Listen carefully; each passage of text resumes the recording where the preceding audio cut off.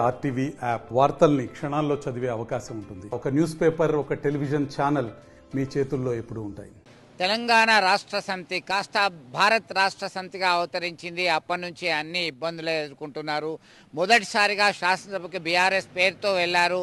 దానిలో అపజయం పాలయ్యారు. కేవలం 39 స్థానాలు మాత్రమే దక్కాయి. అందులో విజయం సాధించిన ఎమ్మెల్యేలు సైతం బరాసాను వదిలిపెట్టి కాంగ్రెస్ పార్టీ తీర్థం పుచ్చుకున్నారు. అది అక్కడి నుంచి వరుస దెబ్బలు తాగుతూనే ఉన్నాయి.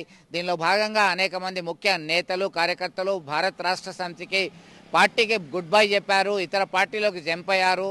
తాజాగా ఉన్నటువంటి పరిస్థితి తెలంగాణ రాష్ట్ర వ్యాప్తంగా 17 లోక్సభ స్థానాలుంటే 8-8-1 భారతీయ జనతా పార్టీకి 8 స్థానాలు, కాంగ్రెస్ పార్టీకి 8 స్థానాలు, ఎంఐఎంకి అనుకున్నట్టుగానే 1 స్థానం లభించడంతో ఇటు ఏం చేయాలి, తాము ఎలా ఉండబోతున్నాం, ఇటు అయితే రాష్ట్రంలో అధికారంలో లేము, ఒక స్తబ్దత ఉంది, కేంద్రంలో ప్రధానమైనటువంటి పాత్రలో లేము, ఒక్క సీటు కూడా మనం సాధించలేకపోయాము, అనుకున్నది ఒకటి అయింది ఒకటి అనేటువంటి క్రమంలో భారత్ రాష్ట్ర సమితికి చెందినటువంటి నేతలు, కార్యకర్తలు నిరాశ నిస్పృహకు లోనయ్యారు. ఎమ్మెల్యేలు, మాజీ ఎమ్మెల్యే అంతా కూడా ఒక స్తబ్దతను పాటిస్తున్నారు, సంయమనం పాటిస్తున్నారు. మనకు మంచి రోజులు రాకపోతాయా అని ఎదురు చూస్తున్నారు. కట్ చేస్తే కార్యకర్తలు, సీనియర్ నేతలు సైతం ఇటు కాంగ్రెస్ పార్టీ వైపుకు మొగ్గు చూపుదామా, బీఆర్ఎస్కి వెళ్దామా, ఇప్పటికే కొంతమంది వెళ్లే వాళ్ళు వెళ్ళారు, తమ యొక్క భవిష్యత్ రాజకీయ కార్యాచరణ ఎలా ఉంటే బాగుంటుంది అని అంచనాలు వేసుకుంటున్నారు, మంతనాలు జరుపుతున్నారు. ఉన్నత స్థాయి నాయకులతో సైతం టచ్లోకి వచ్చారు.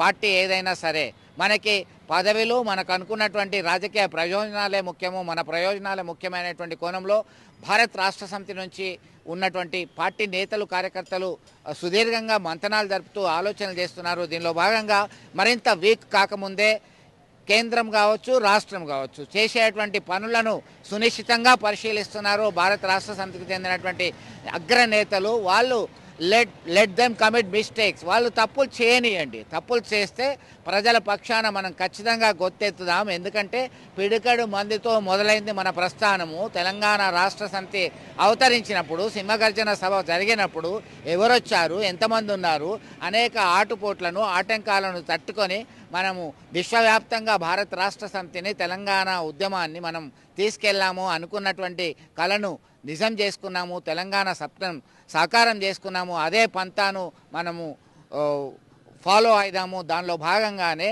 నిరాశ నిస్పృహలకు లోను కాకుండా తెలంగాణ రాష్ట్ర సమితి ఏదైతే బీఆర్ఎస్గా మారిందో అయినప్పటికీ రాబోయే కాలంలో గట్టిగా పోటీ ఇద్దాము, నిరంతరం చైతన్యపరుస్తూ ప్రజల కష్ట నష్టాలు అండగా ఉంటూ కష్ట నష్టాలు పరిష్కరించే దిశగా ప్రయత్నాలు చేస్తాం. ఉన్నవాళ్ళు ఎవరైనా సరే చిత్తశుద్ధితో ఉన్నవాళ్ళే మన వాళ్ళు. పోయేవాళ్ళు పోతూనే ఉంటారు, వచ్చేవాళ్ళు వస్తూనే ఉంటారు. రాజకీయాల్లో ఇది చాలా సహజము.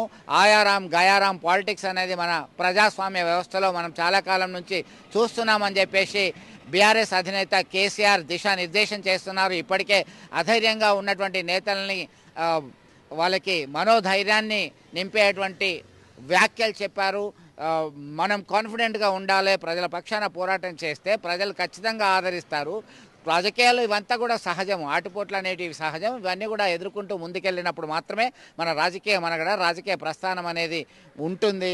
ఎన్నో చూశాం, ఇది ఒక లెక్క కాదు, మళ్ళీ మంచి రోజులు వస్తాయి, లెట్స్ వెయిట్ అండ్ సీ అనేటువంటి ధోరణిలో అగ్రనాయకులు ఉన్నారు. అయితే సెకండ్ క్యాడర్ అలాగే కార్యకర్తలు మాత్రం ఏ పార్టీలకు వెళ్తే బాగుంటుంది అనేటువంటి కోణంలో మాత్రం బలంగా చర్చలు జరుపుతున్నటువంటి పరిస్థితి ఒక గందరగోళ పరిస్థితి, దయనీయ స్థితిగా బీఆర్ఎస్ను చెప్పొచ్చు. మరిన్ని వీడియోస్ కోసం ఛానల్ ని సబ్స్క్రైబ్ చేయండి, లేటెస్ట్ అప్డేట్స్ కోసం వాట్సాప్ ఛానల్ ని ఫాలో చేయండి అండ్ లింక్ డిస్క్రిప్షన్ లో ఉంది.